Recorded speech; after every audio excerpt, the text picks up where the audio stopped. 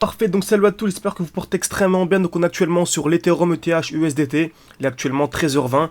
Nous sommes actuellement dans une zone vraiment ultra intéressante, vraiment ultra importante pour un potentiel mouvement haussier, donc pour une potentielle zone d'achat très pertinente. Donc avant que la vidéo commence, ne vous inquiétez pas, je vais faire une analyse vraiment complète pour vous montrer en quoi c'est une zone intéressante et quelle serait la meilleure zone d'achat tout simplement. Donc n'hésitez vraiment pas à mettre un like, donc ça prend une seconde, ça m'aide énormément au développement de la chaîne. Très bien. Après bien sûr, hein, si vous voulez aller beaucoup plus loin et vous former de manière vraiment sérieuse, comme d'habitude, il y a ma formation totalement gratuite qui est disponible en description et en commentaire épinglé de cette vidéo, n'hésitez vraiment pas à y jeter un œil. Très bien. Donc on va commencer en HTF, en pure time frame, magnifique. Donc on a eu un retour bien sûr dans le bloc baissier ici. Ok, donc ça fait longtemps que j'ai fait l'analyse en monthly de l'Ethereum, mais on a un retour dans le bloc baissier. Donc qui dit bloc baissier dit mouvement haussier. C'est toujours les mêmes principes. Qui dit bloc baissier dit mouvement haussier. Par exemple, lorsque nous sommes ici, on s'attendait à quoi ici? Un retour dans le bloc baissier. C'est exactement ce qu'on a eu.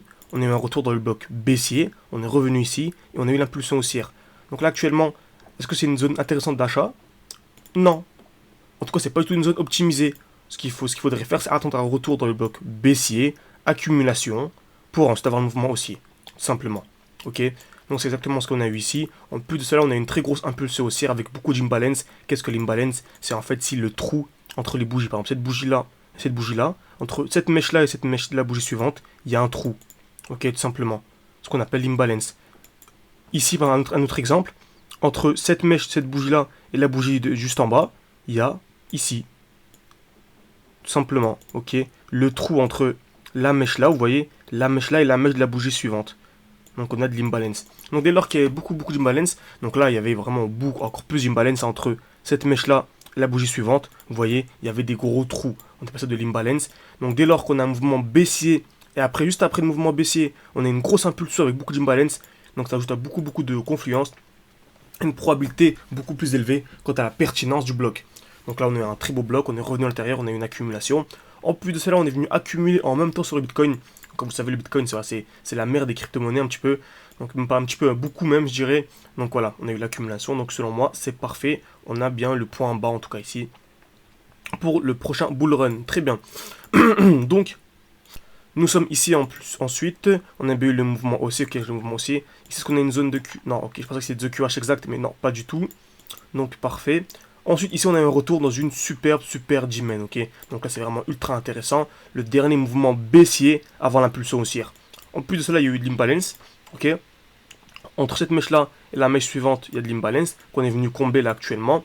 Mais ici, on a une super G-Man, ok. Donc, est-ce que la G-Man, c'est le dernier mouvement baissier avant l'impulsion haussière, ok. Donc, le dernier mouvement baissier avant l'impulsion haussière, composé d'un petit corps et de très belles mèches. Donc voilà, pour moi, c'est une zone vraiment ultra intéressante, une zone d'achat clairement clair, pour du long terme, bien sûr, je le précise. Donc, quand je suis un trader spot, hein, je préfère le préciser. Magnifique. Donc, à quoi je m'attends? Comme d'habitude, à une accumulation. Je m'attends à une accumulation dans ce bloc, ok? Donc, dans cette dimension que j'ai présenté juste ici. Qu'est-ce qu'une accumulation? C'est simple, toujours la même chose. Création de QL, liquidation, mouvement aussi. Donc, création de QL, taper plusieurs fois au même niveau. Liquidation, cassure de la zone, puis mouvement aussi, simplement. Donc voyons ce que le marché va nous donner. Donc ici en plus de cela on est en weekly. Donc on va utiliser la règle des 30. Donc weekly c'est 7 jours, 7 fois 24 heures. Ok, donc on va convertir en heures. Ça fait 168 heures divisé par 30.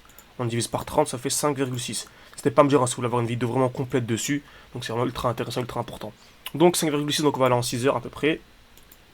Donc 6 heures. Très bien, on va chercher une accumulation. C'est exactement ce qu'on a, ok. On a vraiment le début d'une accumulation. On est venu créer des EQL ici, taper une fois, deux fois, trois fois au même niveau. Et en plus, même en zoomant un peu plus. Ici, on remarque quoi? On a également une nouvelle accumulation. Donc on est venu accumuler. On est la plus grosse zone d'accumulation. Et ici, on a cette plus petite zone d'accumulation, ok. Donc on pourrait clairement, en cas de COS, j'ai bien dit en cas de COS. Donc qu'est-ce que le COS? C'est lorsqu'on a la confirmation dans une accumulation. Donc on vient créer des EQL. Très bien. Liquidation, COS.